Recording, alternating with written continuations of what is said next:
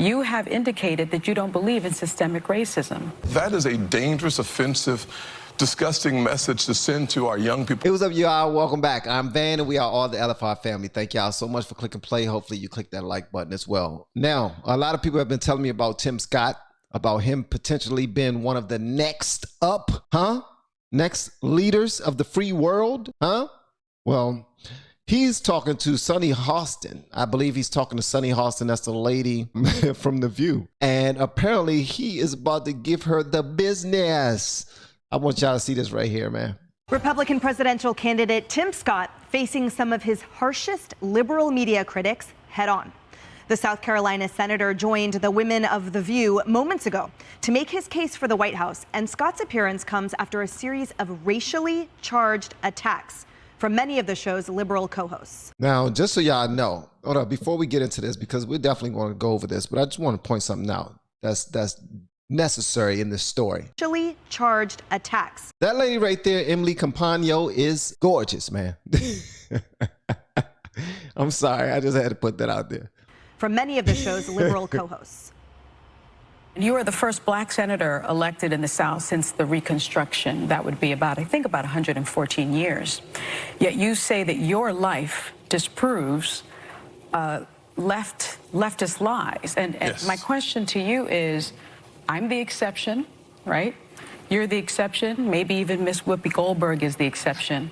Oh, she's definitely the exception. But we are not the rule. And so when it comes to racial inequality, it persists in 5 core aspects of life in the U.S.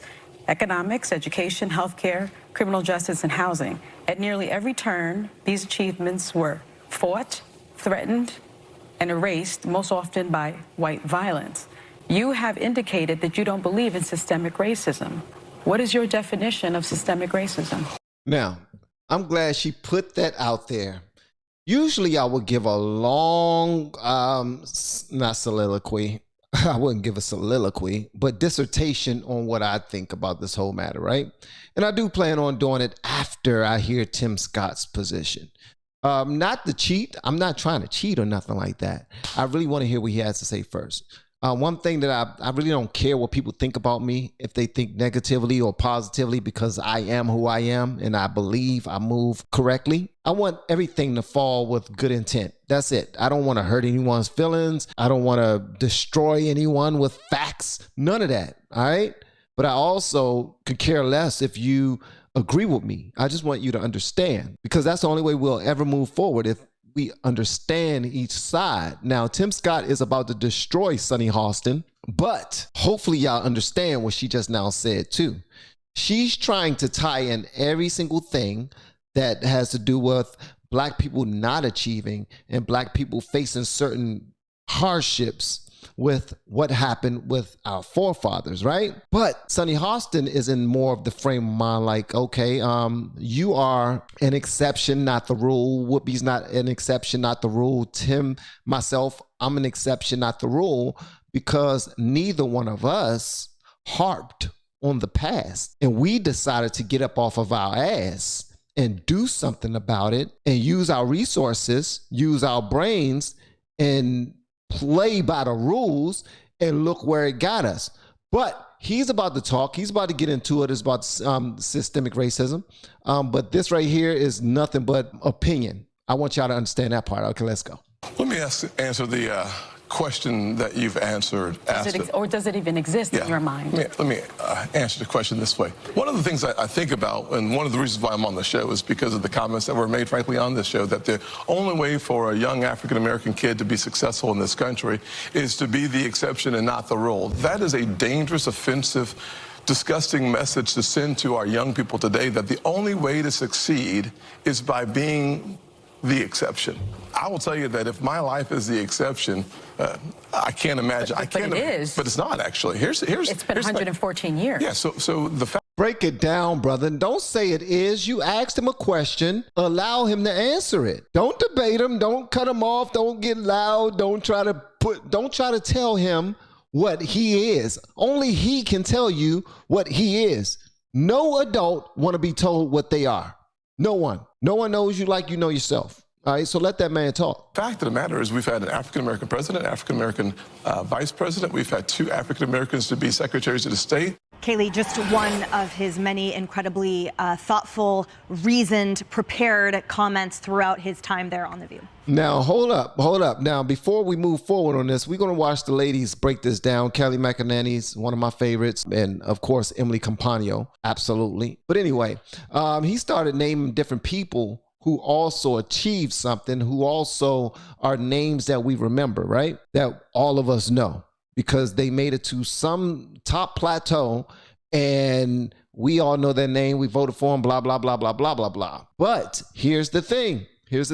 We don't know the local people who are working in the stores, who are running all the small businesses and big businesses out there, who drive the buses, who clean the buses, who maintain the buses, who drive the, who build the cars, who maintain the cars, who do all of the important work, electricians, carpenters, plumbers, mechanics. It's so many different people out here who are doing their thing. Now, you will call them an exception, but they are actually just people doing their thing. They're holding up their end of the bargain. God blessed us all with gifts and gave us certain parts that we need to be in control of, and we're all doing our parts. The thing is, when people start to go against the grain blindly and support people simply because they're bribing them, and yet keeping them in dire straits at the same time by simply lying to them all the time, then that's where the disconnect comes in. Because that's where you also have the black people who feel like they can get up on a soapbox and call other people who don't support certain things that they support Uncle Tom's and all these other things, right? Uncle Ruckus.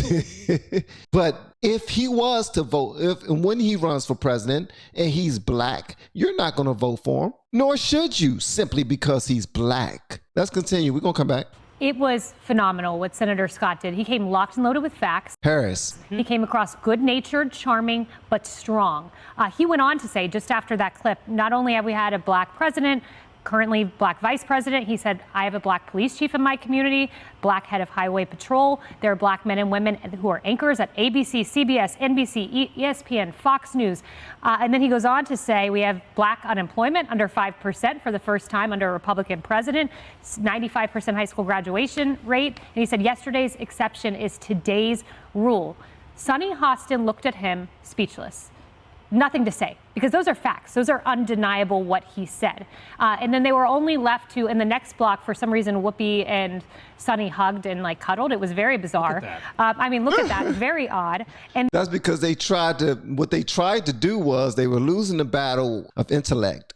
And they tried to bring him down emotionally. Look at us, 2 black ladies hugging. Come on, let's put our powers together. Let's put our black powers together so we can touch his heart so he can get on our side again. That's all that was. That's all that was.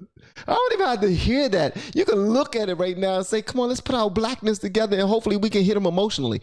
Isn't that usually how it works? Like, the other side don't really want to hear the logic. They don't want to hear any facts, nothing. It's all emotions. I feel this way, so it is that. That's what it is. And if you don't feel that way, then something's wrong with you. A real mind F. And then they shouted, one of them, systemic racism. So he did so well because he showed up with facts. He's so positive, so optimistic.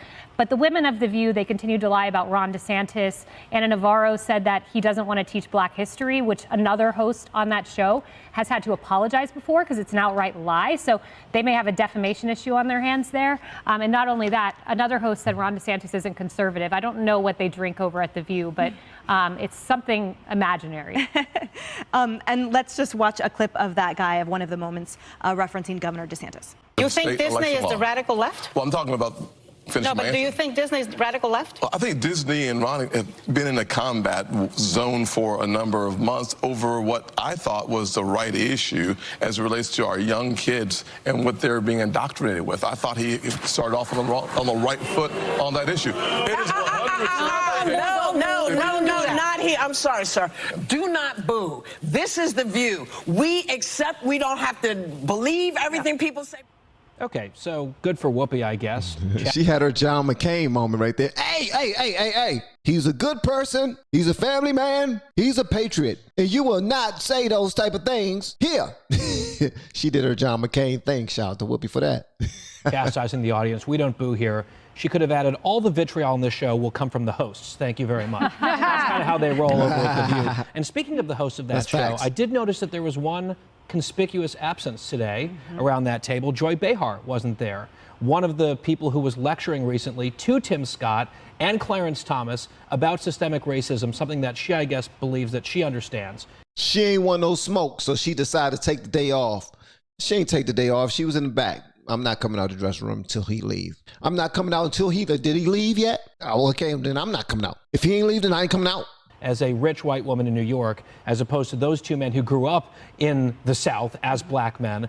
And I think perhaps Joy Behar could have benefited from sitting there and listening and maybe learning something from Tim Scott today, but she was playing hooky, apparently. Yeah, and you know, she's always off every Monday, Kennedy, but to John Roberts' point earlier on this network. Maybe she's on President Biden's schedule. This is a big deal, you know. This is a sitting senator, and he's a presidential candidate, and it's also the subject and the target of much of her ill-founded, absolutely racist, totally nonsensical, fantastical comments about him. So you would think she would make an exception and show up for work. One thing I love about Emily Compagno, and this is not me crushing on her at all. I'm not. All right. I follow her on Instagram, and she has pretty much fired every single weapon in the world. I'm talking about she fired weapons from helicopters. She fired bazookas. She fired flamethrowers. She has fired every single weapon. What's the one little missile that they carry on their shoulders, and mostly in them, like Afghanistan and Pakistan, when they fighting, they always run up with one of them joints and it shoots out. She fired one of them joints, like for real. An RPG. Thank you so much, Taco Sandy Claus, and Lisa Marie. Thank you so much. That's an RPG. I really appreciate it. So she has fired everything. If y'all not following her on Instagram, you're missing out. That and the fact that she's a cutie pie. Yes, she is a cutie pie. Why would you? I mean, she would then have to be confronted with the truth, and the truth is her comments were incredibly bigoted and divisive. And, you know, that has become par for the course on The View. But it's very interesting because as Sunny Hostin was sort of outlining structural systemic racism in this country, you know, I'm listening to all those things, and it's not that I disagree with her. But what I see is the common element, especially in education, housing, and healthcare, is too much government. So if government is creating the systemic racism, then the cure for that is not more government. It is getting government out of the way. So people from every community, every background, every neighborhood can have a chance to succeed. But as long as the government is so deeply entrenched, don't expect any of those things to change, and don't expect positive outcomes. You know what? When you say that to a black person who's in the hood, look, y'all want too much government. We're trying to get government out the way. That would be a dog whistle right there for them to be like, yo, so what? Y'all want to get the government out the way? So then it'd be easy for y'all to kill the black man? Huh? The white man just want to take over, huh? They just want to kill us. They want to get the guns out of our hands so they can just take over. And we be like, what, and stop voting that way? Oh, see, now it's our fault. What about racism, white supremacy? 1619, huh? Systemic racism, huh? All of that. That's your fault. So nobody wants to accept accountability, but it's very difficult for somebody to accept any type of responsibility when you try to give them facts, because they don't want to let you know that I'm a 30-year-old who don't know what the hell I'm doing or what I'm talking about or who I'm voting for. They don't want to admit to that. It makes them feel embarrassed. And that's one emotion that I want people to get over, embarrassment. I just think that it's so arrogant to feel embarrassed. That's just me. All right. Who are you? Who's the first person to be embarrassed? Huh? Adam and Eve. Why? Because they did something God told them not to do. And now we're embarrassed. We don't want to, okay, somebody give us some information. We should thank them for it. And we should look forward to more information that will help us really understand what we didn't yesterday, if that makes any sense. Anyway, that's my 2 pennies.